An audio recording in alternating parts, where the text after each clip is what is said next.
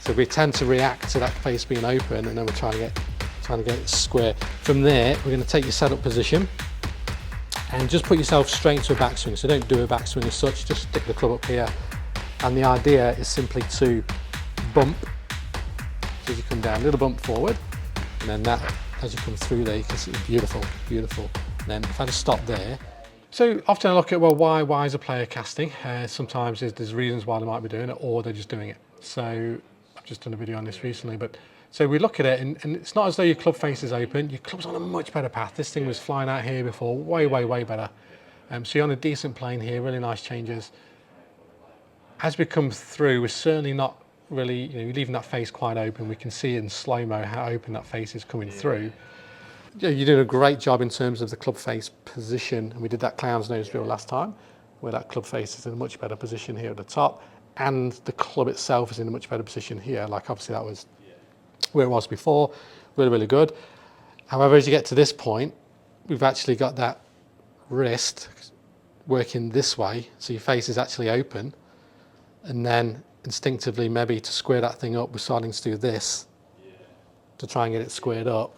So we tend to react to that face being open, and then we're trying to get it square. And casting and sort of hanging back, if you like, can give you a bit more time to try and square it up.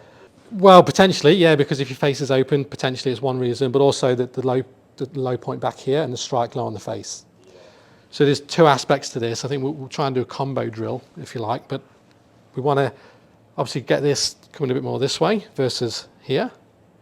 So that's one aspect, keeping a bit more of that lag, if you like, in that trail wrist. Your wrists are okay, aren't they, from memory there?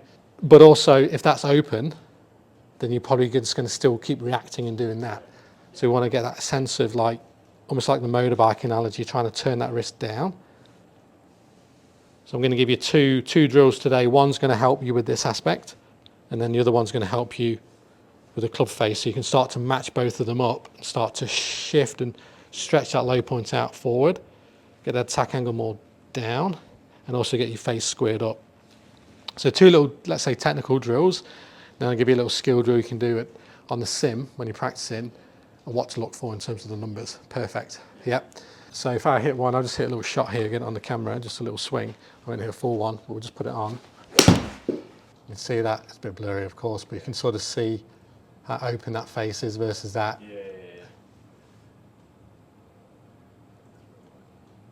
And that's just understanding what controls the club face at a crucial point of the swing. So this one here, this is generally the wall bump and pump drill. Basically get your 5-iron and get the grip, the end of your grip here towards your right hip, and the shaft and the head sort of against the wall. Obviously don't do it next to a nice wall, but from there we're going to take your setup position and just put yourself straight into a backswing. So don't do a backswing as such, just stick the club up here. And the idea is simply to bump. So you just get that little bump forward with your body there, a few inches, and pump at the same time. So I'm pumping the arms down, and basically that's going to do two things. One, it's going to help with the hanging back, but also even if you do get forward, it's going to help you not do that to try and square your face up. So you've got that idea of swinging down and through. So just starting here, and that's going to stretch that low point out, shift it from down here. It's a bit more Minwoo Lee-like, sort of back there. Now the only challenge, of course, when you do this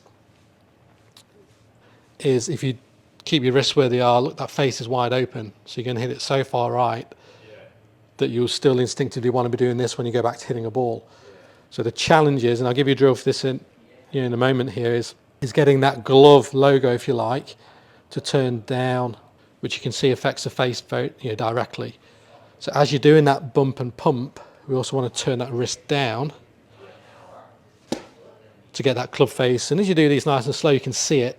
I can see my club face squaring up, and I can see where that's marking the ground, this side of where the ball would be. So a little bit of a sort of bump, so you want to get your, that's it, love that, here you go. There you go.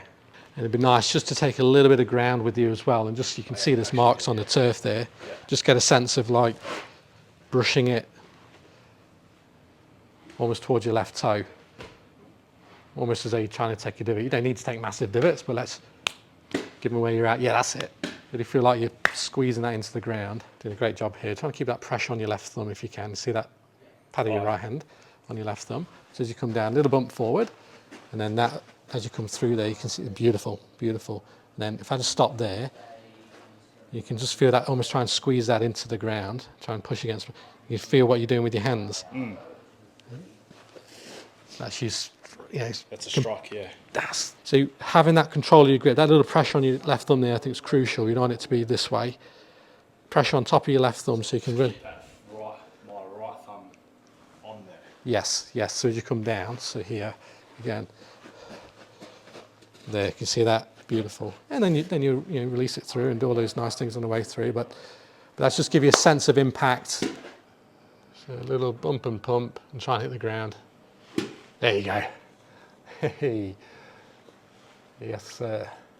You've got a strong enough grip. Obviously, you re-grip it a bit before you hit it, that's fine. So you end up in a good spot with the grip, so that gets your face in an appropriate spot throughout the swing. You can just see here, we just lose that little bit of, you can see it there, so that's not ideal, but just a small detail there. But overall, nice turn, lots of good things here. So at the start, and then here we are. So that's where we were. Now on the right, check this out. Different ball game, isn't it? That completely different animal. At Danny Malcolm Golf, I take pride in helping golfers build world-class ball striking, and I've been doing it for over 20 years. And now you can train with the exact same drills and skill building exercises I use with my private students here in the studio every single day, and all for less than the price of an in-person lesson with me. The ball striking blueprint is guaranteed to improve your ball striking. No guesswork, just a clear plan that works.